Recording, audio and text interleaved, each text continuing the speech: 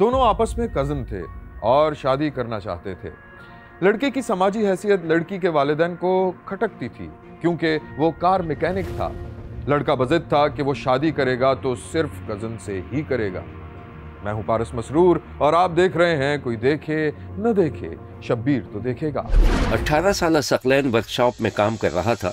वो एक कार के नीचे था कि करीब ही में रखा हुआ फ़ोन बजने लगा। सकलैन खिसक कर कार के नीचे से बाहर आया और एक दूसरे लड़के को इशारे से कुछ समझाकर एक तरफ होकर फ़ोन सुनने लगा। दूसरा लड़का कार के नीचे घुसने की कोशिश करने लगा। हाँ यार, मैं तुम्हें ही याद कर रहा था। याद ही करते रहोगे? ताईजान को कब भेजोगे? छोटे देखिए। हाँ यार, करूँगा ना, आज बात करूँगा। रोज यही बोलते हो कि आज बात करूँगा। तुम्हें पता है अब्बू को इस बात का पता चल गया। अब वो किसी से सीधे मुंह बात ही नहीं करते। यार परेशान मत हो, मान जाएंगे वो। कैसे मान जाएंगे? कहते क्या हैं वो, जरा मुझे भी तो बताओ। यही कहते हैं कि तुम मुझसे 2 साल छोटे हो और मैकेनिक हो। अबे तो क्या यार, अपनी उम्र बढ़ा लूं? बढ़ा सकता हूँ, खुद बताओ। उस्ताद नट खुल गया। हाँ हाँ, मैं आ रहा हूँ। और सुनो, किसी को इस बात का पता नहीं चलना चाहिए कि मैं भी तुम्हें पसंद करती हूँ। ठीक है यार, तुम टेंशन नहीं लो। मैंने भी गाड़ी खोली हुई है, मैं फ्री होकर तुमसे बात करता हूँ। ठीक है, खुदा हाफिज। ओके, खुदा हाफिज। अबे हट बे, मैं देखता हूँ। तो तू मेरा उस्ताद बना हुआ है? अब मैं तो तेरा उस्ताद ही हूँ भाई। क्या हुआ है? अच्छा शुक्लान, तेरी तो शादी होने वाली थी ना, क्या हुआ? अबे हाँ यार, बड़े फड्डे करे हुए इन लोगों ने, लड़की वाले मान ही नहीं रहे हैं। तो कोर्ट मैरिज कर लो ना, मेरे कज़न ने भी किए। बे इधर बे, किस तरह कर ली बे? मिलवा अपने कज़न से यार, मशवरा करते हैं उससे कोई। मशवरा लेने की क्या बात है? बस लड़की भगाओ, कोर्ट ले जाओ, जज से बात करो, हो गई शादी। बे पागल हो गया क्या? मरवाएगा मुझे? इज्जत है मेरी महल्ले में बे। ऐसे करोगे तो सारी जिंदगी रोते रहोगे, तो मैं बता रहा हूँ तुझे। अबे हाँ ठीक है, जाकर आइल चेक कर जा। बड़ा आया मुझे समझाने, काम वाम होता नहीं है। और बात सुन, वो उसको चाहेगा बोल, बहुत कर लिया काम वाम। आयशा और सकलैन आपस में कज़न थे। आयशा सकलैन के चचा की बेटी थी और उसकी एक बहन सकलैन के भाई से ब्याही हुई थी।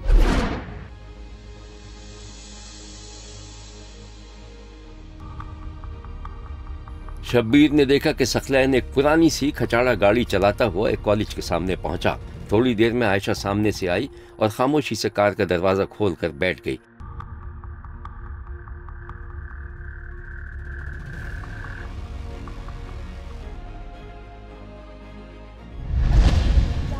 लस्सी पिला दो। आगे से पिलाता हूँ यार लस्सी में। आप ये बताओ कैसी हो तुम? मैं ठीक हूँ, तुम बताओ। ताईजान से बात की? हाँ यार, बात की थी मैंने। वो कह रही है, मुझे लगता है वो नहीं मानेंगी। और वैसे भी वो उनका कहना है कि मुझे अपनी बेइज्जती करवाने का ना शौक नहीं है। मुझे लगता है ऐसा वो कभी नहीं मानेंगी। अरे तायाजान बात करेंगे तो मान जाएंगी वो। अब देखते हैं तायाजान बात करते हैं, मानती हैं या नहीं। तुम बताओ, तुम्हें छोड़ना कहाँ पर है? वहीं जहाँ पहले छोड़ते हो। ओ, ये चले आ गई आपकी मंजिल।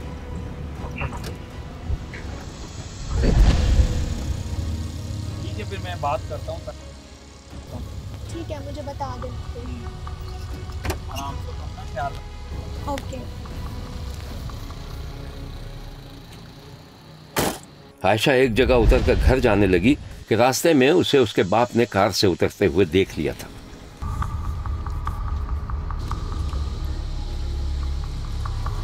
किसके साथ आ रही हो? अब्बू, वो सकलैन मिल गया था रास्ते में, तो उसने कहा मैं छोड़ देता हूँ घर पे। तो घर छोड़ना था ना? वो गाड़ी में पेट्रोल खत्म हो गया था तो इस वजह से उसने यहीं पे छोड़ दिया। जाओ घर, मैं आता हूँ अभी। बाप किसी और तरफ चला गया। जब आयशा घर पहुंची तो खासी घबराई हुई थी। क्या हुआ, इतनी घबराई क्यों? अम्मी, वो अब्बू ने मुझे आते हुए देख लिया सकलैन के साथ। तेरा तो दिमाग खराब हो गया है। पहले भी कितनी दफा मना किया है, लेकिन तू बात का बात ही है। क्या कह रहे थे तुम्हारे बाबा? कहा तो कुछ नहीं, लेकिन उनको बुरा लगा। हाँ तो क्या तुझे इनाम देंगे? देख बेटी, एक दफा कान खोल कर बात सुन ले। तेरी शादी वहाँ नहीं हो सकती। छोटा है वो और तेरे बाप को उसका काम धंधा पसंद नहीं है। अम्मी क्या हो गया आप लोगों को? वो जैसा भी है मुझे पसंद है। तेरे पसंद से क्या होना है? देखा नहीं तेरी बहन इस घर में क्या खुश है? हम मक्खी नहीं निकल सकते। बस ठीक है। क्या ठीक है? सीधे मुंह बात कर। जब मर जाऊंगी ना फिर करवाती रहना आप सीधा मुंह। चल चल, बड़ी आई मरने वाली, जाके खाना खा। आयशा पांव पटकते हुए चली गई और माँ किसी गहरी सोच में पड़ गई। उधर सकलैन बज़िद था कि उसके माँ बाप रिश्ता लेकर जाएं। वालिदैन बदिल नाखास्ता राजी हो गए, लेकिन वही हुआ जिसका डर था। सकलैन घर में बेचैनी से वालिदैन के लौटने का इंतजार कर रहा था। थोड़ी देर में माँ बाप घर में दाखिल हुए तो सकलैन माँ की तरफ लपका, जबकि बाप खामोशी से दूसरे कमरे में चला गया। क्या हुआ अम्मा? क्या होना था और क्या बताऊं मैं? बेइज्जत करा और वापस कर दिया। आयशा क्या कर रही थी? उसने नहीं कहा कुछ चाचा से? वो क्या कर सकेगी? तुम्हारे चाचा के सामने कोई बोल सकता है? तो अम्मा तुम तो कुछ करो ना। क्या करूं? और बेइज्जत हूं मैं? ओके, मैं समझ गया हूं। अम्मा अब मैं भी बता देता हूं, मैंने भी शादी वहीं करनी है और कैसे करनी है वो अब मैं तय करूंगा। क्या करना और कैसे करना है मुझे कुछ नहीं पता। वो अब मैं देखूंगा। यहाँ लेते हैं हम एक छोटा सा ब्रेक। कहीं जाइएगा नहीं, हमारे साथ रहिएगा, क्योंकि कोई देखे न देखे शब्बीर। आयशा और सकलैन ने घर से भागकर शादी कर ली, जिसके बाद उसका चचा अपने ही भाई के खिलाफ हो गया। यहां तक के हुआ ये कि सकलैन के माँ बाप को इलाका छोड़ना पड़ गया, जबकि सकलैन भी किसी खुफिया जगह पर अपनी बीवी के साथ रह रहा था। बात सुने। 7 महीने हो गए हमारी शादी को, लेकिन आप देखें किसी ने हमारी खबर भी नहीं ली। अच्छा ही है किसी ने खबर नहीं ली आयशा। अगर किसी को पता चल गया ना हम यहाँ पर रह रहे हैं, जान से मार देंगे हमें यहाँ पर। लेकिन हम कब तक ये छुप छुप के ऐसी ज़िंदगी गुजारेंगे? हमने कोई जुर्म तो नहीं किया। हाँ मैं मानता हूँ हमारा कोई जुर्म नहीं है, लेकिन ये बात तुम्हें और मुझे पता है ना, उन्हें थोड़ी पता है। उन्हें कौन समझाए? मुझे तो कुछ समझ में नहीं आ रहा। और मैंने सुना है कि भाईजान भी वापस आ रहे हैं सऊदीया से। अब देखो भाई, कोई आए या जाए उससे हमारा कोई वास्ता नहीं है। हाँ यार मुझे याद आया, वो शॉप पर बात की है मैंने, जॉब की, मुझे वहाँ जाना है। ठीक है, और ख्याल से जाना। तुम्हें पता है ना मोहल्ले वालों ने नज़र रखी हुई है। जल्दी आ जाना। तुम टेंशन नहीं लो, मैं जल्दी आ जाऊँगा, ठीक है? सकलैन बाहर चला गया तो थोड़ी देर में सकलैन की वालदा का फोन आ गया।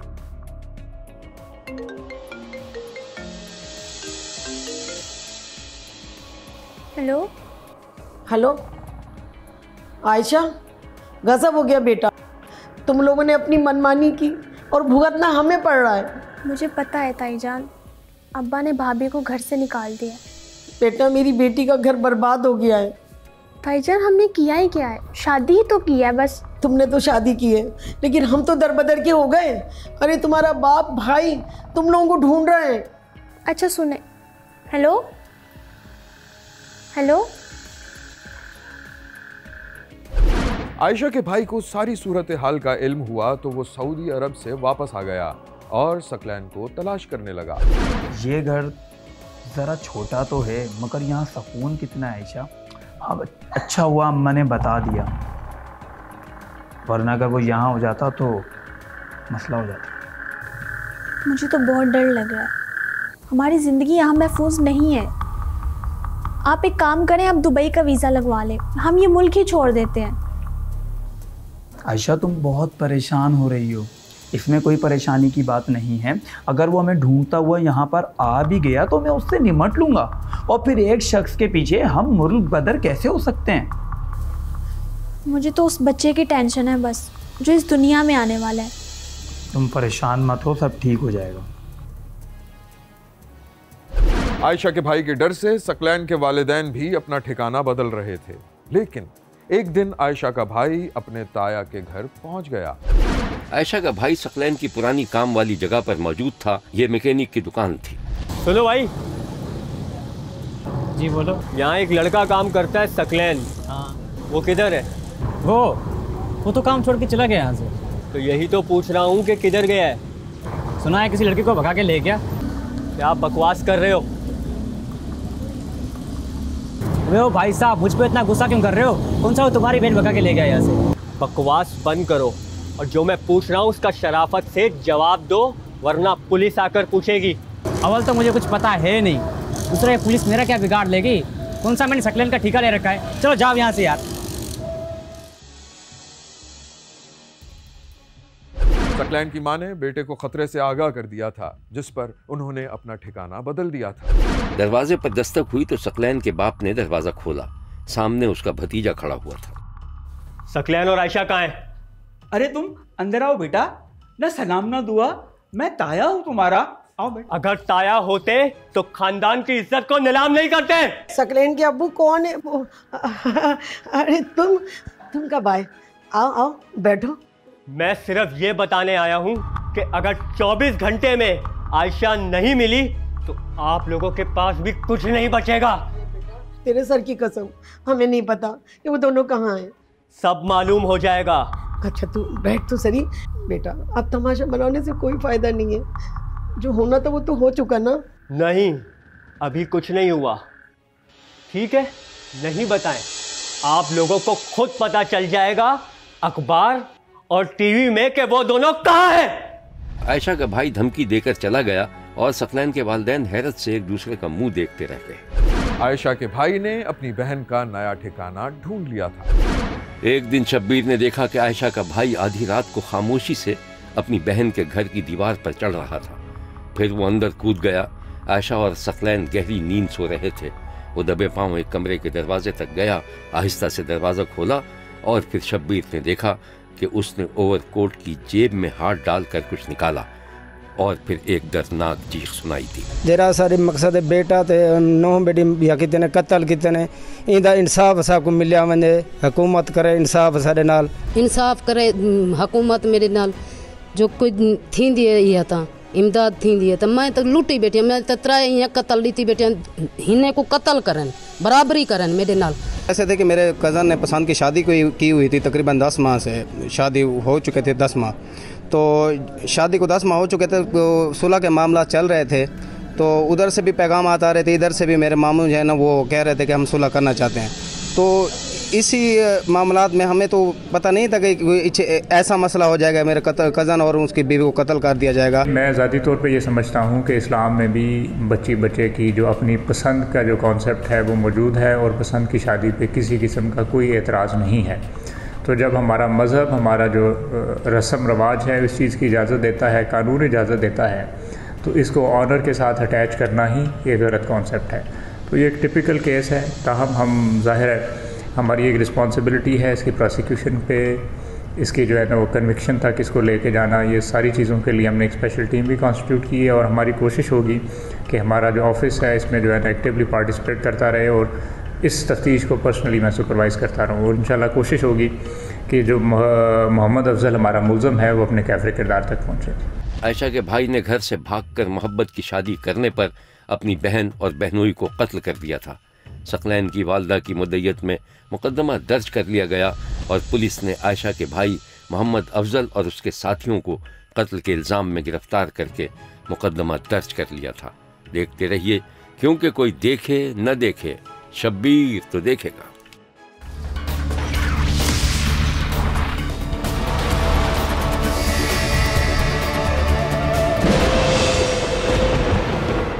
जहानिया का रिहायशी अपनी भाभी की छोटी बहन से शादी करना चाहता था। वो एक किसान मजदूर था, जबकि भाभी की बहन पढ़ी लिखी थी। आम हालात में इस तरह के रिश्तों का होना ज़रा मुश्किल नज़र आता है, लेकिन यहाँ एक दूसरी ही सूरत हाल पैदा हो गई थी। मैं हूँ पारस मसरूर और आप देख रहे हैं कोई देखे न देखे, शब्बीर तो देखेगा। खलील की भाभी सुमैरा अपनी बहन के साथ गपशप कर रही थी। अच्छा हुमैरा, ये बताओ कि उस रिश्ते का क्या हुआ जिसकी बात चल रही थी? अम्मा बता रही थी कि दूर परे के कोई लोग हैं तुम्हारे लिए रिश्ता लेकर आए थे। पता नहीं बाजी, मैंने कोई दिलचस्पी नहीं ली, कोई बात तो कर रहे थे अब्बा अम्मा से। अच्छा ही हुआ कि दोबारा घर नहीं आए वो लोग। सच कहूँ ना, मुझे कुछ खास समझ भी नहीं आया था। बताया था अम्मा ने मुझे ये सब। अच्छा सुनो ना, थोड़ा सा किचन का काम देख लो जब तक मैं ये रूम थोड़ा समेट लूँ। अच्छा बाजी। खलील की भाभी कमरा ठीक कर रही थी कि ऐसे में उसका देवर खलील घर आ गया। भाभी, कोई मेहमान आ रहा है? इतनी साफ सुथराई। नहीं भाई, यहाँ कौन आएगा? वो छोटी आई हुई है, अम्मी ने कुछ कपड़े भेजे थे, बस वही देना है। कौन वो हुमैरा, आपकी छोटी बहन? हाँ जाहिर है वही, और कौन। और आपने आते ही काम पे लगा दिया, चले मैं देखता हूँ। अरे रुको, ऐसी कोई ज़रूरत नहीं है। हाँ और वैसे भी मैंने कौन सा उसके सर पे कोई पहाड़ लाद दिया है। और ना तुम भी कुछ काम वाम कर लिया करो, सिर्फ बातें ही करते रहोगे, काम भी करोगे। कौन सा काम बोले? आप बाजार चले जाओ, सब्जी वगैरह भी तो चाहिए, वही ले आओ। भाभी मैं थक गया हूँ। मुझे पहले ही पता था कि तुम्हें कभी भी कोई काम बोलूँगी ना, सबसे पहले तुम्हारा बहाना आ जाएगा। तुम्हारे भाई आएंगे ना, उन्हीं से कह दूँगी। चले लाएं दे, ज़रूरी है तो मैं चले जाता हूँ, आप भी क्या याद करेंगी? नहीं भाई, मुझ पे ना ये एहसान करने की कोई ऐसी ख़ास ज़रूरत नहीं है। अरे भाभी आप तो नाराज़ हो गई हैं। मैं क्यों नाराज़ होंगी? अच्छा अब तुम जाओ यहाँ से, मुझे ना वैसे भी बहुत सारे काम हैं। चले मैं हुमैरा से मिल लेता हूँ। हुमैरा किचन से बाहर निकल आई। उसने खलील को सरसरी सलाम किया और फिर अपनी बहन से जाने की इजाज़त मांगने लगी। हुमैरा कब आई हो? अस्सलाम वालेकुम। अच्छा बाजी मैं जा रही हूँ, रिक्शा आ गया होगा। तुम आओ, मैं तुम्हें ऑटो मंगवा देती हूँ। अरे भाभी रक्षा कराने की क्या ज़रूरत है, मैं बाइक पे छोड़ आता हूँ। नहीं भाई, मैं देख लूँगी, इतनी बड़ी है वो कि खुद चली जाएगी। तुम ना उसकी ज़्यादा फिक्र मत किया करो। भाभी आपकी मर्जी है। खलील बुरा मानकर चला गया। और तुम ना इससे ज़्यादा मुँह मत लगाया करो, समझ आई? बाजी मैं कब मुँह लगाती हूँ, वो खुद ही फ्री होने की कोशिश करते हैं। अव्वल नंबर का जाहिल देवर मिला है मुझे, इसकी हरकतें उफ अल्लाह, मैं तो ना बस चुप ही हो जाती हूँ। जिस दिन मैंने अपना मुंह खोल दिया ना, घर में अच्छा खासा बड़ा हंगामा खड़ा हो जाएगा। मौसूफ कुछ दिन पहले फरमा रहे थे, भाभी मेरी ना शादी करवा दें। किससे? पागल लड़की तुमसे, और किससे? हैं पागल तो नहीं हो गई है? फिर क्या कहा आपने? क्या ही कहना था मुझे, मैं तो भाई चुप हो गई। और वैसे भी ना मेरी खामोशी देख कर ना वो अच्छे से समझ गया कि मैं क्या कहना चाह रही थी। भाई साहब ने कुछ नहीं कहा इनसे? भाई साहब के आगे तो इनका मुँह ही नहीं खुलता है। और वैसे भी मेरी बात सुनो, तुम्हारा भाई साहब कौन सा बड़ा कोई ढंग का आदमी है? 10 साल हो गए शादी को, अंडरस्टैंडिंग के मामले में ना हम दोनों अभी तक अजनबी ही हैं। मुझे पहले पता होता ना इन लोगों की जाहिलियत का, तो कभी भी इस घर में ना शादी करके ना आती।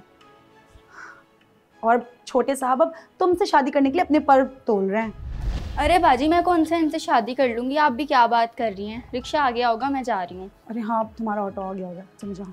अच्छा सुनो, अम्मी से ना ये सारी बातें मत बोल देना, वैसे तुम्हें ना बहुत ही फजूल बोलने की आदत है। चलो जाओ। खलील को अंदाजा हो गया था कि भाभी अपनी बहन से उसकी शादी नहीं करवाएगी। अब उसने भाई के जरिए भाभी पर दबाव डालना शुरू कर दिया। सुबेरा जी क्या कर रही हो भाई? अब चाय बना रही हूँ। अब एक कप मुझे भी दे देना। जी बस लाई।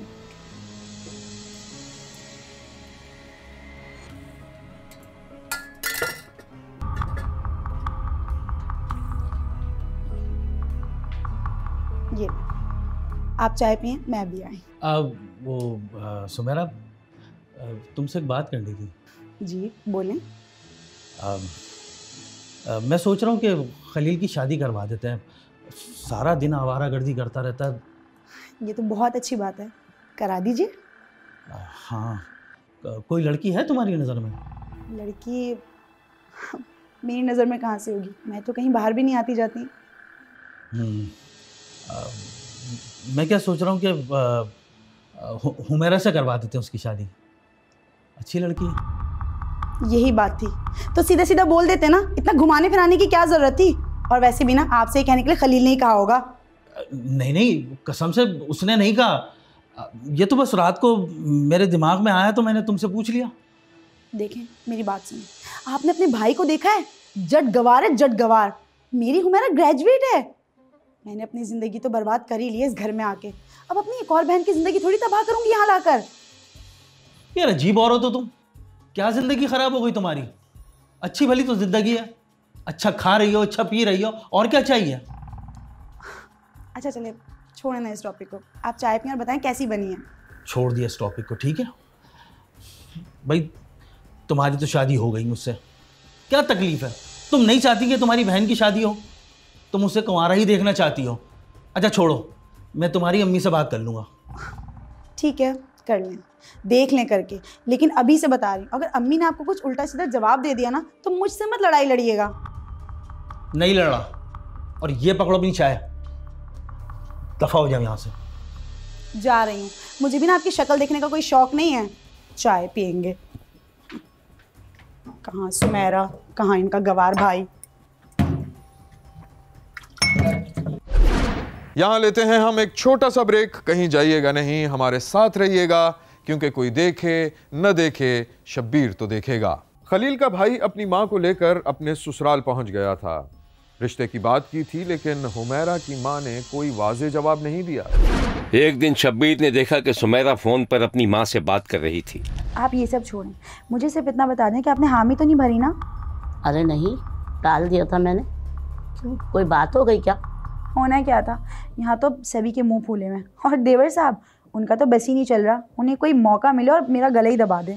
अल्लाह खैर करे। हाँ बिल्कुल पता है उन्हें कि मैंने ही मना किया है। अरे बेटा सुमेरा, एक ठंडे दिल से तू बात सुन। देख, हुमैरा की उम्र निकली जा रही है, होने दे ये शादी, हो जाएगी तो सब कुछ सही हो जाएगा। अरे अम्मा, अब क्या हो गया है, कैसी बातें कर रही हैं आप? आप मेरी सिर्फ ये बात सुन लें, आपसे कोई भी इस बारे में कोई बात करे ना, आपने ना बस साफ इनकार कर देना है, बाकी सब कुछ मैं खुद संभाल लूँगी। अच्छा बेटा, जैसी तेरी मर्जी। चल मैं तेरे अब्बा को खाना दे दूँ। अच्छा, आप समझ तो रही हैं ना कि मैंने क्या कहा है? हाँ हाँ चल ठीक है, खुदा हाफिज। चलिए ठीक है, अल्लाह हाफिज। खलील को यकीन हो गया था कि उसकी भाभी कभी ये शादी नहीं होने देगी। अब उसने एक दूसरा रास्ता इख्तियार किया और किसी तरह हुमैरा का नंबर हासिल करके उसे फोन करने लगा। काफी रात हो चुकी थी। हुमैरा किताबें बंद करके सोने की तैयारी कर रही थी कि उसके मोबाइल पर अनजान नंबर से कॉल आ गई। ये खलील की कॉल थी। हेलो, कौन बात कर रहा है? खलील बात कर रहा हूँ मेरा। कौन खलील, और इतनी रात को? अरे सुमेरा भाभी का देवर बात कर रहा हूँ। जी फरमाइए। यार मुझे कहना था कि भाभी शायद मुझसे नाराज़ हैं, अम्मी को भी उन्होंने रिश्ते का मना कर दिया। तो उनसे बात करें ना, मुझे क्यों फ़ोन कर रहे हैं? और मेरा नंबर कहाँ से लिया आपने? यार कहीं से भी लिया हो, लगन हो तो मंजिल आसान हो जाती है। लगन मंजिल, आपका दिमाग तो ठीक है?